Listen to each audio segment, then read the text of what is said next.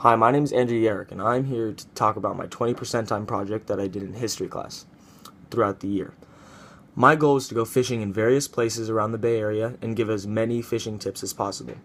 I also wanted to be able to help out new fishermen about to step into the fishing world. I wanted to have a positive impact on the fishing community as well as give rookie fishermen advice on what they could do to step up their fishing game. Unfortunately, my project did not unfold as expected because I found that it was extremely difficult to have an entire day where I was able to go out and just fish because I had a very busy schedule.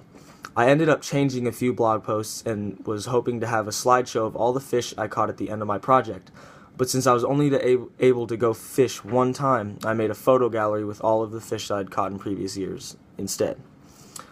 I found it to be very difficult to find a time in where I could go out all day and fish due to my busy schedule. I thought I would have tons of time, but it turns out I had very little time. I was unable to solve the problem of finding time to go out to fish, but I did expand on my blog to make up for the fact that I only went out fishing one time. Making the blogs were fairly easy, and I was expecting a blog to be a lot of work, but most people who think of blogs think of lengthy biographies, but it turned out to be nothing like that, and I actually enjoyed writing them. I would consider my project towards the failure side because I wasn't able to go out fishing nearly as much as I would like to. The successful thing I did get out of this project was that I learned I cannot make time for granted and just assume I will have tons of time out of school to work on something. I should have taken my project in perspective and created a time management plan from day one. I am not as proud as I could have been, but overall I believe my blog was a success and which I am very proud of. It was my first willing blog that I've ever made, and I actually thoroughly enjoyed it. Some advice I would give for teachers would be to tell them to give students examples of ideas and long-term projects that have been made in the past, because I think the vagueness of this assignment made it very difficult to come up with something that could be done.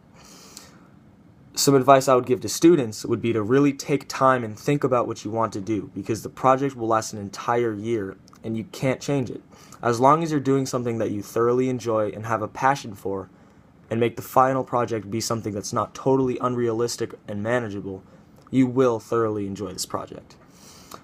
I will definitely continue to learn about fishing and go out and fish because fishing is actually one of my favorite hobbies. Before this project, the only time I ever fished was in my summer home over in Maine when I go on vacation, and it's always the highlight of my trip every time.